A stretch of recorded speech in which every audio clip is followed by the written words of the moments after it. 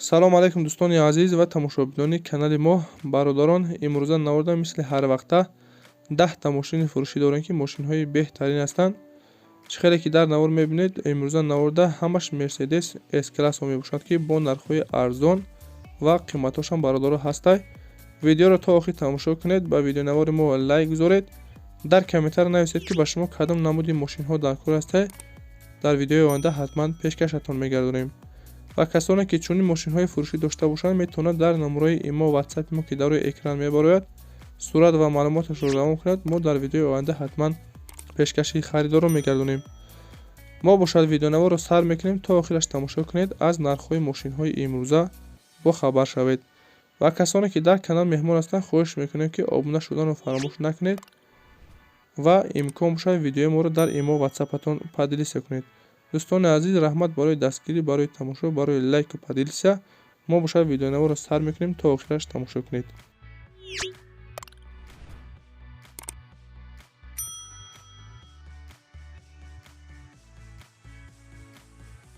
якум мошини фурӯшӣ ҳастад дӯстони азиз, Mercedes S-класс ҳастад ки чӣ хеле ки гуфтем бародаро, ҳамаш S-классҳо ҳастанд. 5 таш қиматтар ҳастанд, 5 таш арзонтар. аввал ҳамун қиматҳоша мегӯем бародаро. соли барош 2007 будаст, сӯзишвориш танҳо бензин, кузов седан, объёмаш 35 футаги, коробка передачаш автомат, дар ҳолати мега хуби техникӣ қарор дорад. Чӣ хеле ки мебинем мега родной краска, баллоно соз, салон тоза, коробка, мотор ҳамаш 100%, ходовой 100% мега, кондитсионер кор мекунад, ягон камбудӣ надорад. мошин қарор дорад дар шаҳри Душанбе, нархша 205 000 сомон мега, бо арзонам мешидай. ин рақамош дар рӯи экран марҳамат занг занед, маълумотҳои пурра ва аниқтара айхили соҳиби мошин дастрас кунед.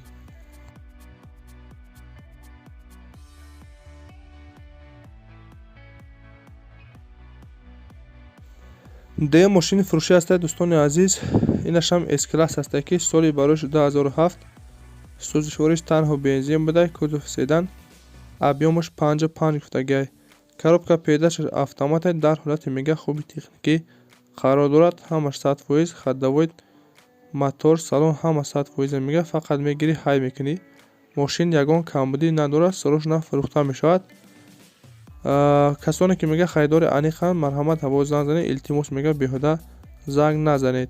мошин қарор дорад дар шаҳри Бохтар, нархша 228 500 сомон мега. ин рақамош дар рӯи экран марҳамат занг занед, маълумотҳои пурра ва аниқтара айхили соҳиби мошин дастрас кунед.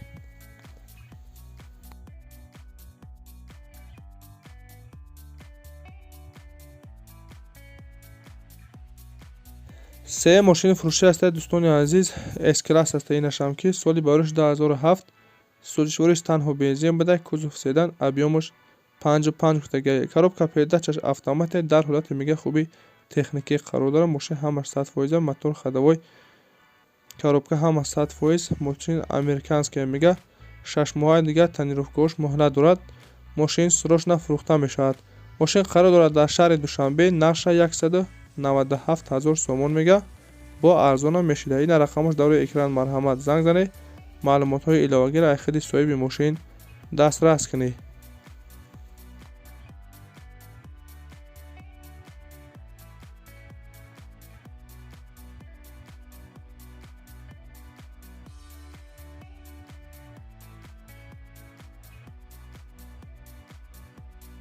чорум мошини фурӯшӣ бародарон, Mercedes Benz S-класс ҳастад ки соли барош 2007, сӯзишвориш танҳо бензин будай, кузов седан, объёмаш 35 футаги, коробка передачаш автомат, дар ҳолати мега хуби техникӣ қарор дорад соҳибшон.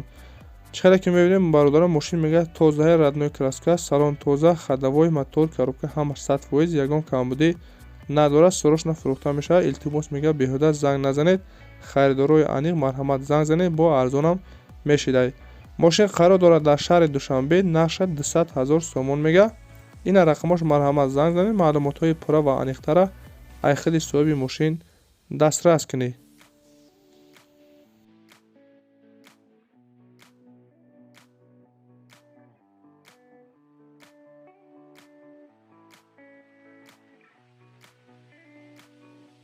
панҷум мошини фурӯшӣ бародарон, инашам S-класс ҳастад ки соли барош 2009, сӯзишвориш танҳо бензин будай, кузов седан, объемаш 55 литр гуфтагӣ. Коробка передачаш автомат дар ҳолати мега хуби техникӣ қарор дорад.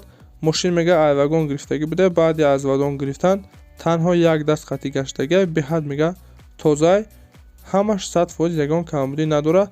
Як сола танировкаош мега муҳлат доштиянд. Мошин қарор дорад дар шаҳри Душанбе, нарша 160 000 сомон мега, бо арзонам мешидай. Вариантҳои алиширам буда, ина рақамош дар рӯи экран марҳамат занг занед, вариантҳоро пешниҳод кунед.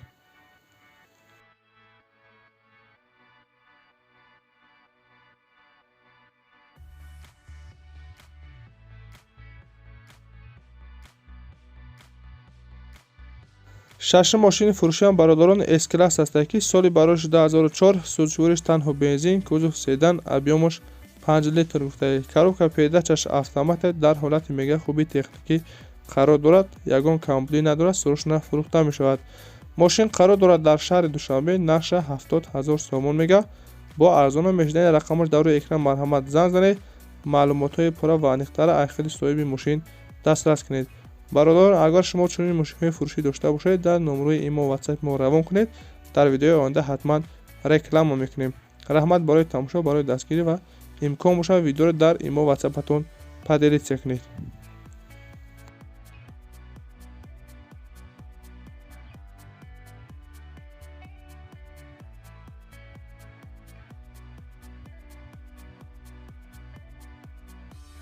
ҳафтум мошини фурӯшии бародарони S-класс ҳастад. Соли барояш 2000, сӯзишвориш гази бензин будай, кузов седан, объемаш 35 гуфтагӣ.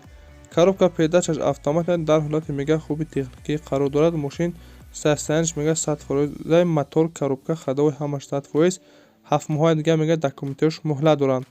срочно фурӯхта мешавад. Мошин қарор дорад дар шаҳри Душанбе, нарша 45 000 сомон мега, бо савдоам мешавад.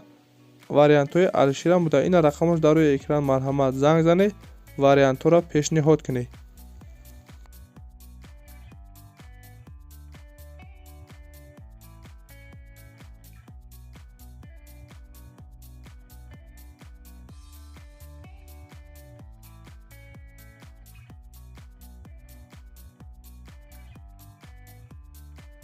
ҳаштум мошини фурӯшиам бародарон Mercedes-Benz S-класс ҳастад, ки соли барояш 1995, сӯзишвориш дизел буда, кузов седан, объемаш 3 гуфтагӣ. Коробка передачаш автомат дар ҳолати мега хуби техникӣ қарор дорад. Мошин мега ягон камбудӣ надорад, ҳамаш 100%, задагӣ пӯстагӣ мега умуман надорад, срочно фурӯхта мешавад. Салон мега кожа, ягон кандагӣ даридагӣ мега надорад, документош буд шудагӣ будаянд. мошин қарор дорад дар шаҳри Хуҷанд, нарша 38 000 сомон мега. ина рақамош дар рӯи экран марҳамат занг занед, маълумотҳои пурра ва аниқтара айхиди соҳиби мошин дастрас кунед. бародарон, имкон бошад видеои моро дар имо WhatsApp-атон падилитсия кунед. раҳмат барои дастгирӣ ва тамошо карданатон.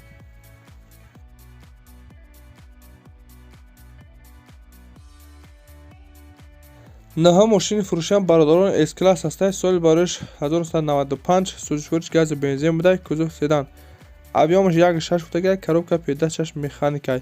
Мошин мега дар ҳолати беҳтарин қарор дорад, ягон камбудӣ надорад, срочно фурӯхта мешавад.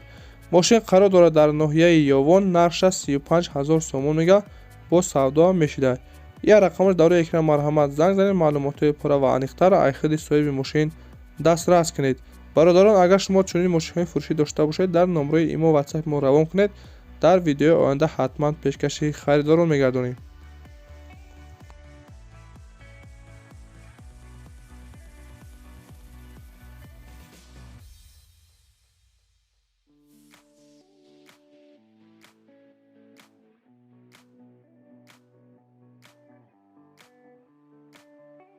даҳум мошини фурӯшиам бародарон S-класс ҳастад, ки соли барояш 1992, сӯзишвориш гази бензин буда, кузов седан, объемаш 32 гуфтагӣ. коробка передачаш механикай, дар ҳолати мега хуби техникӣ қарор дорад. танҳо мақсад ҳуҷҷат ва ходовой кардан дар кор буда, тамом.